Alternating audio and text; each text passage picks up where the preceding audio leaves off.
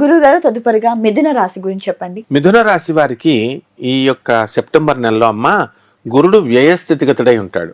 కాబట్టి గురుడు ఎప్పుడైతే వ్యయంలో ఉన్నాడో కోర్టు కేసుల్లో జైళ్ళకు పంపించడం జరుగుద్ది.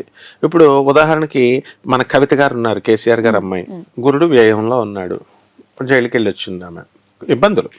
అలాగే మన జగన్మోహన్ రెడ్డి గారు ఉన్నారు, మిథున రాశి, గురుడు వ్యయంలో ఉన్నాడు, ఇప్పుడు సీఎం పోస్ట్ దిగిపోగానే కోర్టుల చుట్టూ తిరుగుతున్నారు. ఎలాగోలాగా అంటే ఇబ్బంది పెడుతుంది అనమాట. ఇది ఒక్కటే మిథున రాశి వాళ్ళకు ఉన్నటువంటి మైనస్ పాయింట్. ఇకపోతే వృత్తి, వ్యాపార, ఉద్యోగ విషయాల దగ్గరికి వచ్చేసరికి బ్రహ్మాండంగా ఉంటుంది. జీతభత్యాలు వచ్చేస్తాయి, ప్రభుత్వ ఉద్యోగస్తులకు బకాయిలు ఉండవు, డిఏలు అరియర్స్లు అన్నీ వచ్చేస్తాయి, సబ్సిడీలు అన్నీ వచ్చేస్తాయి. ఎవరైతే వెహికల్స్ కూడా వీళ్ళకి సబ్సిడీల్లో వస్తాయి, వెహికల్స్ యోగం కూడా ఉంది.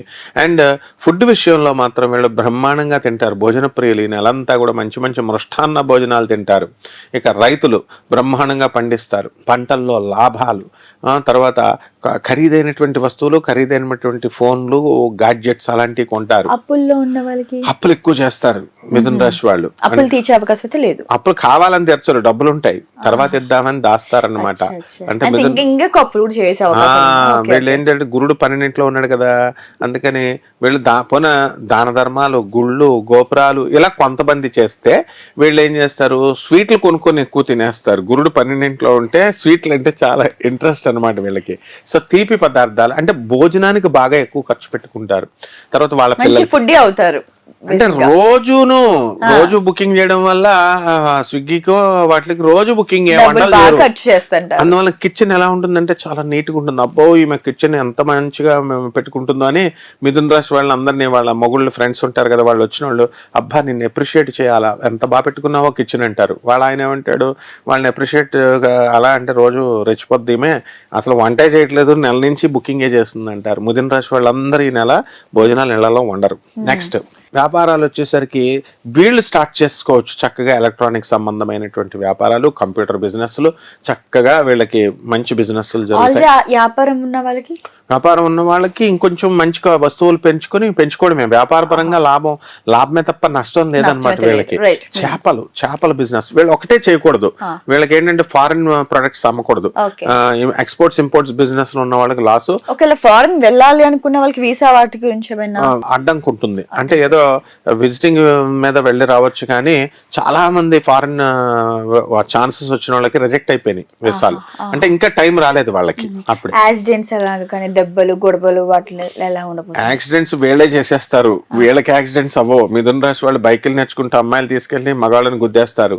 అలాగే యాక్సిడెంట్ కార్లు గీర్లు ఉన్నటువంటి వాళ్ళు వీళ్ళు గుద్దడమే తప్ప మిథున రాశి వాళ్ళకి. ఎందుకంటే చతుర్థంలో కేతు ఉన్నాడు, 4వ ఇంట కేతు ఉన్నప్పుడు ఫారెన్ రిలేషన్స్, ఫారెన్ వ్యవహారాలు ఇవో పనిచేయమన్నమాట.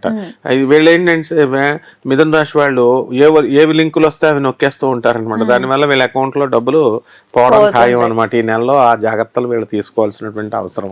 ఆరోగ్యపరంగా ఎలా ఉండబోతుంది? ఆరోగ్యపరంగా వీళ్ళు తెగ తినేస్తారు కదా, అందువల్ల food indigestion problems, intestine inflammation, దీనికి రోగానికి విరుగుడు లేదు, మందులు వేసుకోవడమే. ఎందుకంటే క్యూర్ లేదు కాబట్టి తిండిని నాలిక జిహ్వ చాపల్యాన్ని ఆపుకోవాలి వీళ్ళు. వివాహ సంబంధాలు కానీ లేకపోతే పెళ్లిళ్ళకి వెళ్ళినప్పుడు అడ్డంకులు ఏమన్నా తొలుగుతాయా, లేకపోతే ఎలా ఉండబోతుంది? లేదు, వివాహాలు అయిపోతాయి చక్కగా, కొంచెం ఖర్చు ఎక్కువ కట్నంతో అయిపోతాయి. అలాగే సంతానం కూడా కావాలన్న వాళ్ళకి వద్దంటే పుట్టేస్తారు సంతానం. అలాంటి ప్రాబ్లమ్స్ ఏమి లేవు. పిల్లల చదువులు ఎలా ఉండబోతుంది? పిల్లల చదువులు బ్రహ్మాండంగా చదువుతారు. వీళ్ళు కూడా ప్రత్యేకించి శ్రద్ధ. భార్య భర్తల మధ్య సన్నిహితం ఇది బాగుండదు. ఎందుకంటే ఎంతసేపు భర్తల్ని ఏపుకు తింటా ఉంటారు వీళ్ళు. ఏపుకు తింటా ఉంటే నీతో ఉండాలని అనిపించట్లేదు నాకు, నీ దగ్గరికి వస్తుంటే చిన్నపాటి కాదు పెద్ద లెవెలే గొడవలు.